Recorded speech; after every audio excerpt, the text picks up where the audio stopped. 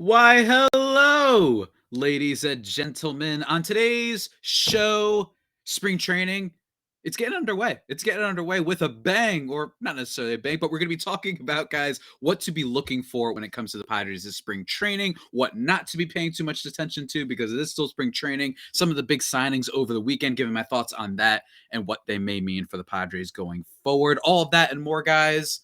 Locked On Padres, you know what it is. Here we go.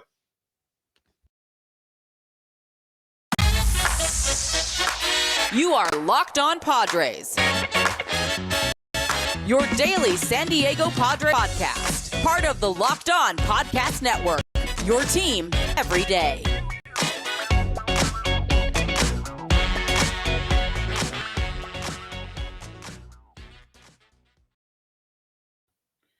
Greetings, ladies and gentlemen, and welcome to another edition of Locked On Padres podcast, which is part of the Locked On Podcast Network, your team every day for Tuesday, March 22nd. As always, I'm your host with sometimes, occasionally, but certainly not always the most, Javier Reyes. You can check me out on Twitter over at Javipeno, Javiiipeno, for all your goofy sort of content that has to do with the Padres sometimes in baseball or what have you, but always Padres content you can go and find over at LO_Padres. And if you want to see my ugly mug, and today you might notice I shaved. That's right. It's been a while. I'm not revealing the full haircut yet. I'm teasing the YouTube viewers. That's what I'm doing here, ladies and gentlemen. I want to give you a little bit of a tease so you can watch tomorrow's episode for the full reveal. All right. But Locked On Padres on YouTube, guys. And thank you, as always, for making Locked On Padres your hashtag first listen every day. We are available on all platforms. And today's for the fact that I revealed to you all. I made the big revelation. All right. Not many people know this yet, that I got my haircut. Aside from that, we're going to be talking about some spring training stuff. Because I don't know if you knew this, but spring training starting. Because with the lockout ended, and a lot of the free agent frenzy almost about done. And we're going to be talking about that as well at the end of today's show. We got to look ahead to spring training.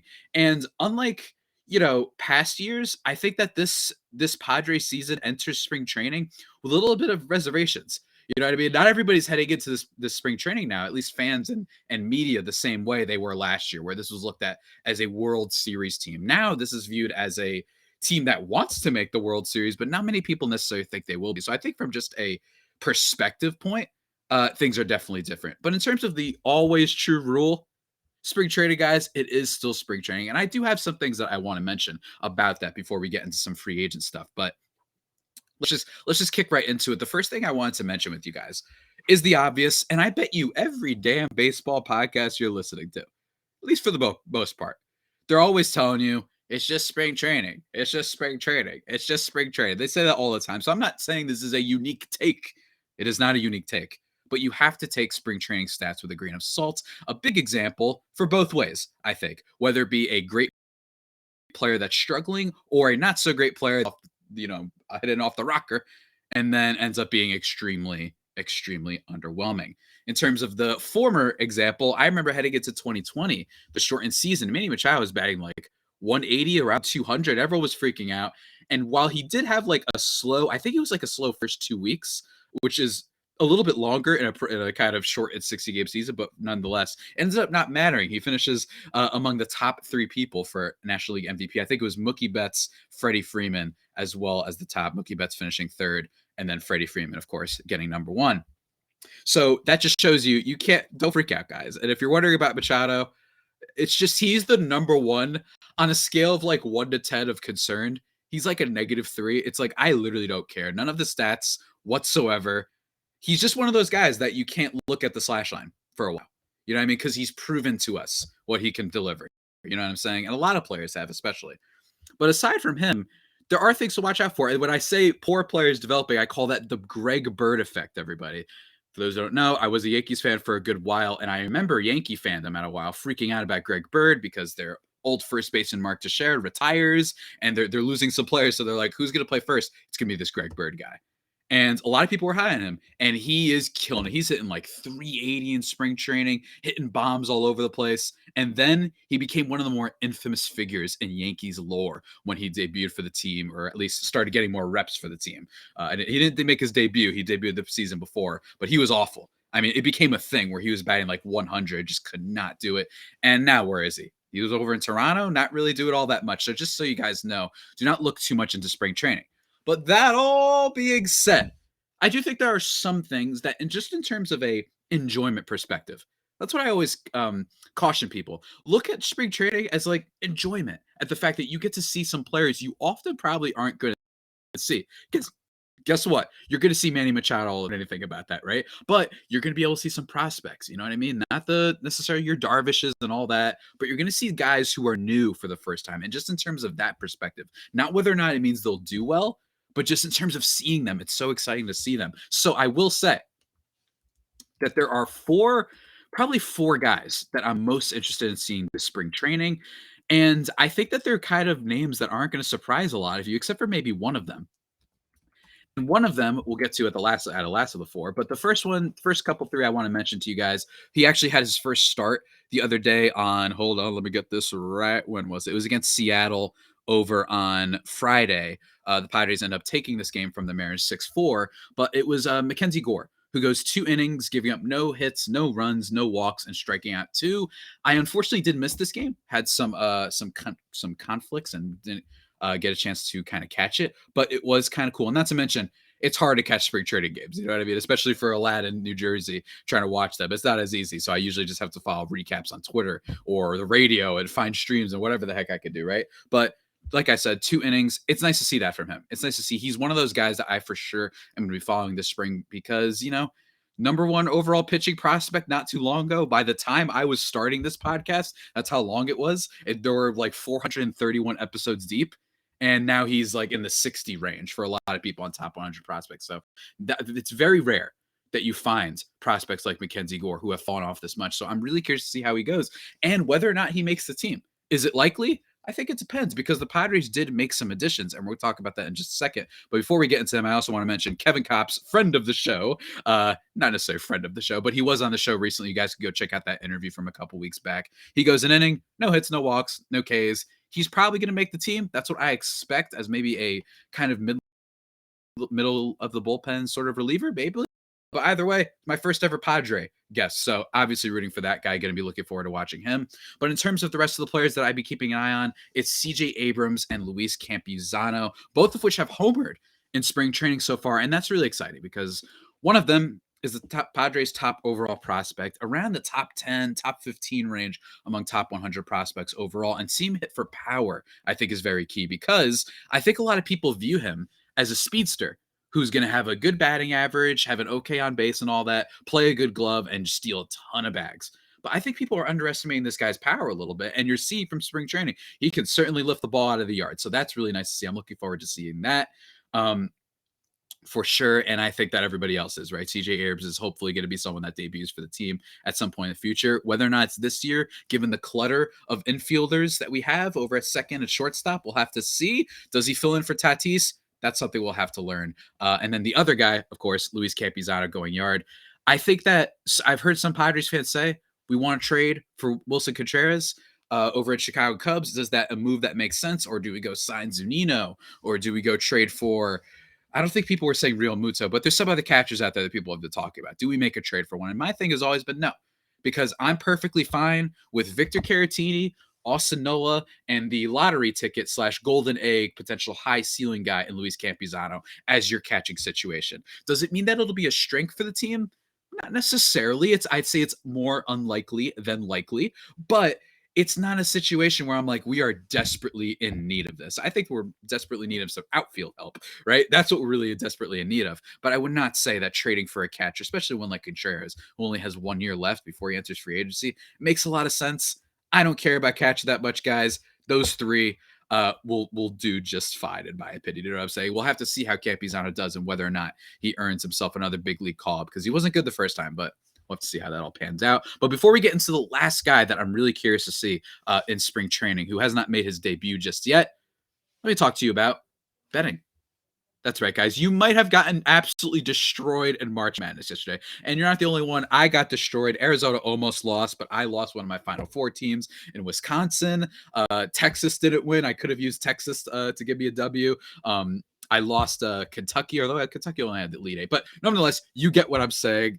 we all probably had some brackets getting busted this weekend. But guys, when it comes to betting and all the odds and player props and all that sort of stuff, betonline.net is the number one source for all your sports betting needs and info. It remains the best spot for all your sports scores, podcasts, and news this season. And of course, it's not just college basketball. It's the NBA, it's baseball, it's hockey, it's UFC, it's boxing, it's football. It's probably the Oscar stuff too. They've got bets and odds and lines for everything you could possibly imagine, guys. So head to the website today or use your mobile device to learn more about the trends and action.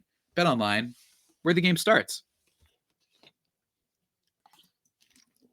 As always, guys, thank you for making Locked On Padres your hashtag first listen every day. We are free to available on all platforms.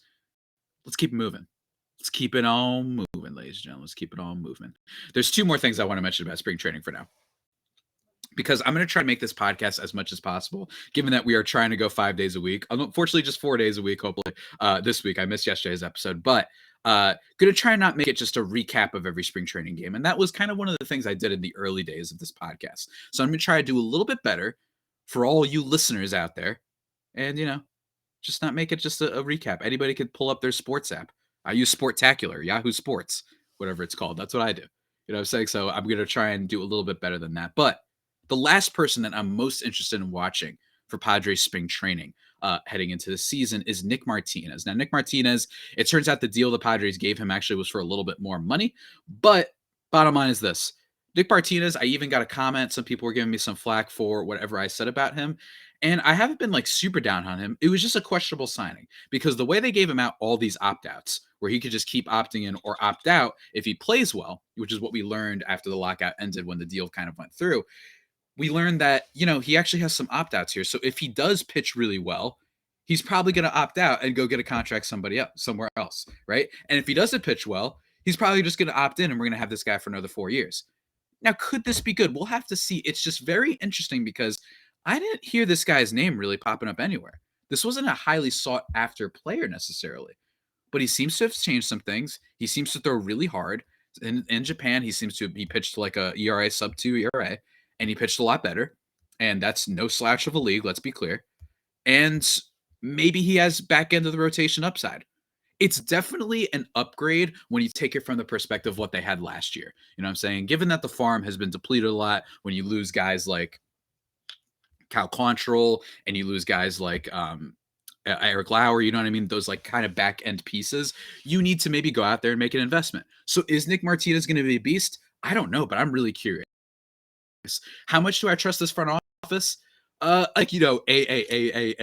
plus, but I do think that there has to be something that these guys saw, right? Or is it just that AJ Preller is just forever entwined and attached to everybody that was part of Texas? Because that's where Nick Martinez last pitched to an ERA that was above 5, by the way, last time he was in Major League Baseball. Is that the case here? Is the case with Jorge Alfaro, that trade? Maybe that wouldn't be a good sign. But nonetheless, I'm still excited because maybe he's going to be a contributor. And maybe he's going to be a solid back of the rotation guy until people like Mackenzie Gore or Chris Paddock and stuff kind of step up and what have you. And we'll see how that all pans out. Chris Paddock, another one I'm looking forward to. The final rotation spot. You got Darvish, you got Musgrove, you got Snell, you probably got Mike Clevenger too. But it's going to be very interesting, that number 5 spot. All right. So Nick Martinez, hopefully you prove me wrong. I'm just a little skeptical. I just think it's a little bit weird that nobody was in on this guy and they went after him like he was, the Carlos Rodon, or he was, one of these top flight pitchers that were available on the market. Not that they had to get those top flight pitchers, but it's just a little bit interesting to me, especially with all those opt-outs. I wonder if this is where the future of baseball is going. Because a big thing that happened this weekend, guys, were those free agents. But before we get to that, one quick thing I want to note. I am very much enjoying the Padres social media team and these little kind of questionnaire videos. You guys have probably seen them going around where it seems like they set up a camera and then the guys walk out of the locker room and they see the question and they answer it for the camera, getting people like Manny, getting people like the ground ball man that must not be named. You're getting Blake Snell, who has been the biggest star of all this, Hassan Kim, getting in on this and asking questions. I hate this question for the record. That is a hot dog a sandwich. I'm just tired of it. I think we're all on the internet too much and it's just enough is enough. I don't think it's a sandwich, but I've had enough. I'm not ready to really get into this whole thing. Some people, I don't think it's a taco, actually. And my thing is, look, man, not everything has to be categorized in one box. You know what I mean? We're allowed to have differentiations and whatnot, but whatever. And then I just saw one about which teammate do you want for a game of pickup basketball, and then Blake Snell ends the video going like, hey, but I got a question for you guys. Does what happened in Vegas really stay in Vegas? Like these, just a funny, like, he's great. Blake Snell, every time you get him on the mic, every time you get him on camera, just seems to deliver in all the best ways. I'm not saying that means he's going to have some future broadcasting, but he is a delight, and I'd love to have him on more interviews and whatnot. That would probably be, out of every Padre, I'd probably want to interview Blake Snell the most.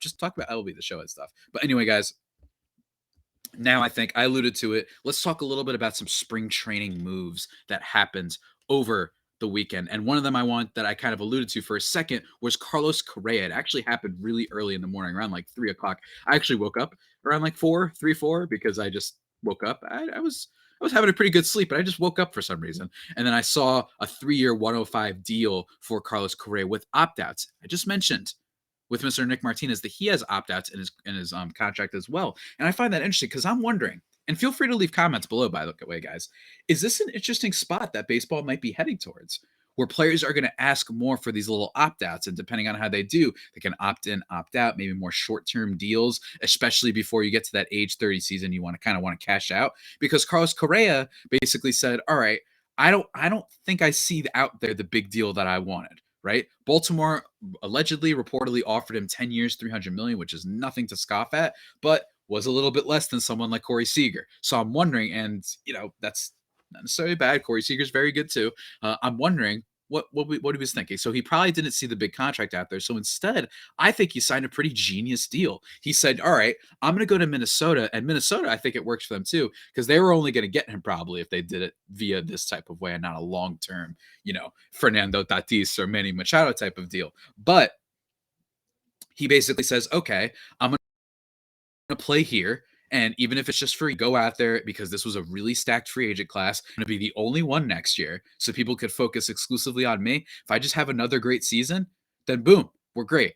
And then if I don't have a great season, I could just be like, all right, I'm opting in for another year. And then I try again to have my great season, because he is still young enough. You know what I'm saying? The age isn't a concern with Carlos Correa. This isn't a 33, 34-year-old, you know what I'm saying, who's like not necessarily going to get that big time deal unless he cashes in now. So I actually think it's pretty genius for him to say, I basically got 2 chances and I can opt out either one, or just make like a crap ton of money per year and for the 3 years or whatnot. So I think that that's really, really smart on his part. And I do wonder whether or not we're heading there. We saw that also with Jorge Soler signing a 3-year, $36 million contract with the Marlins. He was a guy that the Padres were apparently interested in too.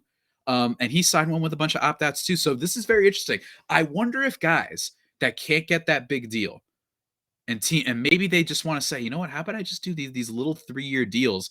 You know how like in the NFL, they have these allegedly like 10-year, 7-year deals worth all that money, but it doesn't really count because that's only part of it is guaranteed. So it's kind of like the years are mumbo jumbo. Wonder if baseball kind of follows a similar pattern, except a better thing in the fact that if they cut you for no reason, that you still get your money. You know what I'm saying? I think that that's just ridiculous. The NFL is so anti-player in so many ways. Franchise tag is ridiculous. Like it's absolutely insane that they could just franchise tag guys and not have a commitment to them long term. It's just insane. It's just like, oh, hey, running back, get ready for 700 carries this year because we literally don't owe you money after this. So that's just insane. But that all being said, I think that that's a really interesting thing to look out for, whether Jorge Soler is going to be good or not. I thought he would have been an interesting pickup for the Padres for sure. Not my favorite, I don't think, but hey, he did have a 48 home run season where he batted around 260. I don't have the numbers in front of me right now. Around 260, 340 on base, so he did not kill you in that perspective. Hit 48 home runs, but his total career WAR is about 3.8. So a lot of that came from just that 1 year. And a lot of people, maybe based off this World Series run, might be getting a little bit more excited about him. So we'll see how it works out for the Marlins. I hope it does, because the Marlins actually, I think, are a fun little team. I think their pitching is really fun. But before we dive even more deep into free agency stuff and what to expect going forward, guys, let me take one little break here to talk to you about Rock Auto. You've got all sorts of pressing questions, man. Is your Odyssey an LX or is it an EX? And while the person is, behind the counter and orders those parts off the computer, choosing only the brand their warehouse happens to carry, well, you have computers at home with access to rockauto.com and on your phone, in your pocket. Boom. So go use that. That's what you should be doing, guys. Save time and money when using Rock Auto. Why choose to spend 30, 50, even 100% more for the same parts from a chain store or car dealership? For example, Honda Odyssey fuel pump, it's $353 from chain stores, only $216 from Rock Auto. And what more could you ask for? What more can you ask for, guys? So go to their website today and navigate there. Very easy to use catalog, especially for schmucks like me that don't really know anything about cars. It's really, really helpful. Go to rockauto.com right now and see all the parts available for your car or truck. Right, Locked On in their How'd You Hear About Us box so they know that we sent you. Amazing selection, reliable low prices, all the parts your car will ever need. rockauto.com.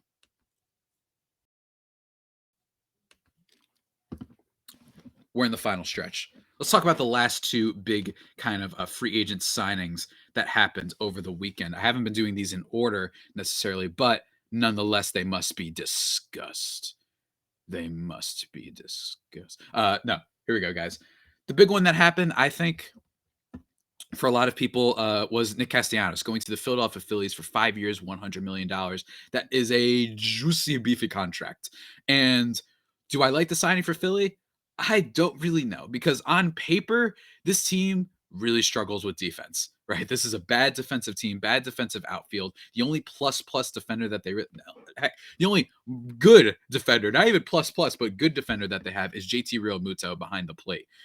So while that's nothing to sneeze at, it does show you it might be easy to get a lot of hits on Philadelphia. And Nick Castellanos, one of the worst defenders in baseball. While he does hit, I think, for unbelievable power, and he is great, it's going to be fun watching that Phillies team. You do have to wonder with also signing Kyle Schwarber, whether or not they're like, oh my God, like, is this just their only option? That's what it kind of feels like to me, where they're like, this is our only option. We're just going to try and out-hit the heck out of everybody. And we're going to hope that people like Aaron Nola and Zach Wheeler and whoever the heck they have in their rotation, maybe some improvements in the bullpen. You got Harper. You got JT Realmuto, you got people like Gene Segura that they could just out-hit people and sneak their way into a wild card type of spot. That's probably what they're hoping, because they don't have a lot of farm system depth. So a lot of people might be thinking, why don't you trade for Ramon Laureano, right? He's a good defensive player. Why don't you trade for Brian Reynolds? He's a big one on the market. Well, maybe they just don't have the draft capital to do it. Maybe they just can't give up what's left of their really dwindling farm. So shouts to the Phillies. It should be a fun team to watch. I don't know if a very good one, though.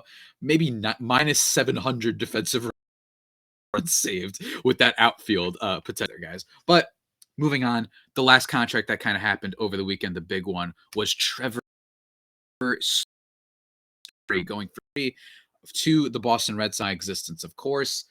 And I will say, I was wrong on this one. I thought Trevor Story was potentially going to get like a 1 or 2 year deal and then try and re-up the year after.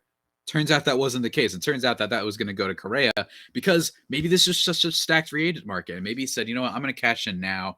I don't want to do this. And he allegedly wanted to go to a contender. We heard Red Sox and Giants and 2 mystery teams from John Heyman was tweeted on Friday. And then he ends up signing on Sunday, which, by the way, yeah, just again, I talked about this whether Nelson Cruz signed, but not to hate too much on John Heyman, because there's a lot of things that go into this, wanting to get some engagement numbers. And when you've been in a lockout for so long, like at some level, what else are you supposed to talk about? So he's like, all right, let me give people some update. You know, maybe he feels forced to give an update on other reporters as well.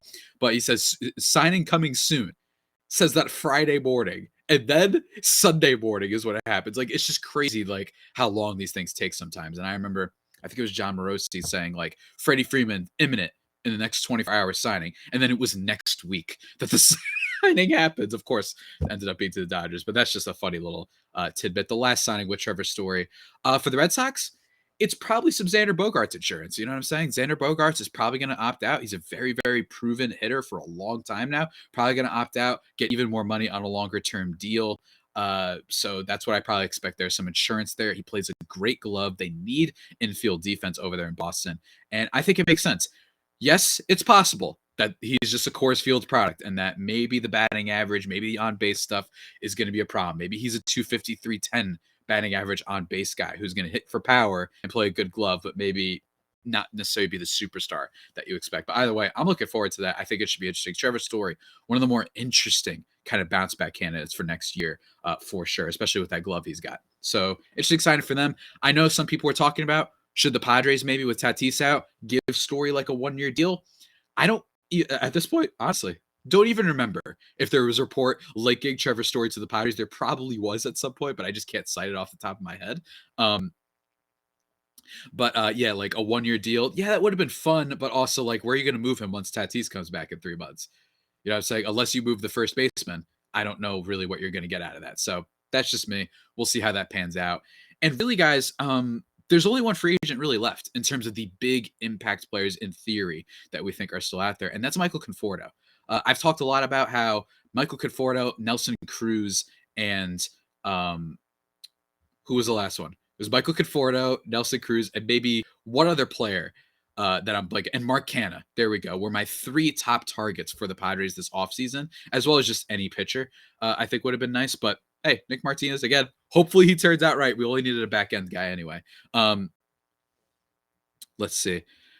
Sorry, someone just sent me a funny text. So yeah, Michael Conforto, the last of those 3 remaining. I thought Cruz would have been perfect as the DH guy. Add a veteran presence, a guy who's been through it all. But still love Luke Voigt, who should be making his debut. By the time you guys watch this podcast, it would have been yesterday. Yu Darvish is also on the mound for today's spring training start. That should be fun. Voigt and Darvish making their debuts. Darvish is always a delight to watch, right? I mean, no matter what, even if it doesn't pan out perfectly great, it's always so much fun. So very much looking forward to that. And Luke Voigt as well, who I have talked about on Friday. Go check out that episode. Loved that trade. And go check out, if you want, my article over at Just Baseball, where I gave more in-depth thoughts about Luke Voigt via the written form and some stats for all you numbered jumbos out there. But yeah, Michael Conforto, last main guy. Do the Padres make an offer for him? Stranger things have happened. The Padres still probably need some help in left field. It's either that or maybe they go back to Tommy Pham. I know Brett Gardner, my boy, is still a free agent, but I still think the Yankees are probably going to re-sign him. We'll see. So yeah, definitely getting another outfielder wouldn't hurt. Michael Conforto is the dream, but I don't know exactly what he's going to be asking for. Apparently, allegedly, before the 2021 season, he was offered a $100 million extension. So I'm wondering, now Michael Conforto is a good player. And I'm wondering if maybe he's like, I think I'm worth more than that. I need to take a 1-year deal. And if he does do a 1-year deal, I think the Padres are a little bit more in it than they would be if he was asking for some multi-year 150 million, 120 million type of deal. Very good player. Definitely wouldn't be a negative in the outfield defensively, which is, I think, the best part about him as well. So we'll see what happens with Conforto, but at the very least, Giants. You know what I mean? San Francisco Giants, please don't sign this man. Please. I'm just not in the mood. You know what I mean? I'm not in the mood for dealing with even more good players coming to this division because it's already a ruckus with the Dodgers and the Giants. And yeah, I just can't take it. I can't take it. But hopefully we get news about that in the coming days, and I will react to that depending on where he goes and what it means for the Padres going forward. And yeah, we'll see if the Padres have any remaining moves left in them. Never underestimate AJ Preller. I know everyone's talking about Brian Reynolds. I know everyone's talking about Ramon Laureano, Austin Meadows, right? I know there's some people still out there, but keep your expectations soft because still a solid lineup. I don't think great Slam Diego lineup is what we should necessarily expect, especially with the first baseman, not necessarily delivering on the power that he should be for his position. And with Tatis out, but pitching sounds pretty cool on paper, man. And there's some bounce back potential for a lot of these guys. So remember, still a very, very good ball club on our hands for sure. Don't let the fact that the Dodgers and Giants look amazing distract you from the fact that the Padres are still a very good team. They're just unfortunately a little bit cursed by geography and division right now. But yeah, guys, that's about it. That's about it for today's show. In terms of the future of this show, guys, before we get into that, let me just tell you to check out Locked On MLB, a podcast that I hope to be making an appearance on very, very soon. You made me your first listen. Make Locked On MLB your second listen. Paul Francis Sullivan, but please call him Sully, brings you his unique perspective on the major leagues, both past and present. It's free and available wherever you get your podcasts. In terms of the future of this podcast, guys, a lot of fun stuff coming up. We're going to be talking about Trent Grisham a little bit as the week winds down. Going to be dedicating a whole episode to him. Any other signings, of course, we'll be talking about. Any minor league things, not minor league, spring training things that we have to report. Of course, you can get here if any major moves happen. But in terms of some fun stuff, I'm going to be doing a podcast with Lindsey Crosby of Locked On Early Prospects about CJ Abrams. That should be a blast. I'm planning on doing one about Manny Machado with my buddy Colby Olson at some point, who's been on here before. He's an analytics guy over at Just Baseball, and also a very, very, very, very very fun podcast planned for Friday with an NBA host. That's right. That's all I'm going to say about it for now. We recorded it the other day. It's going to be a blast. It's going to be a fun Friday episode. I'm going to try and do some fun stuff every Friday. Make that a new bit. You know what I'm saying? And also, I'm going to be talking with the Astros guys. Actually, by the time you're listening to this, nope, this is coming out on a Tuesday. I'll be talking to the Astros guys tonight, so that should be a fun little crossover. Always fun talking to the Locked On Astros guys. So guys, clearly, lots of content coming your way. So have no fear, ladies and gentlemen. Have no fear. And with that all being said, that about does it for today's edition of the Locked On Padres podcast, the only pod that may be better than the Padres themselves. Remember to subscribe to the podcast wherever you get your podcasts from. Follow me on Twitter at Javipeno, JAVIIPENO, or at LO_Padres, or see my ugly mug on YouTube at Locked On Padres. And until next time, stay safe and, of course, stay faithful. My Friar Faithful homies, take care.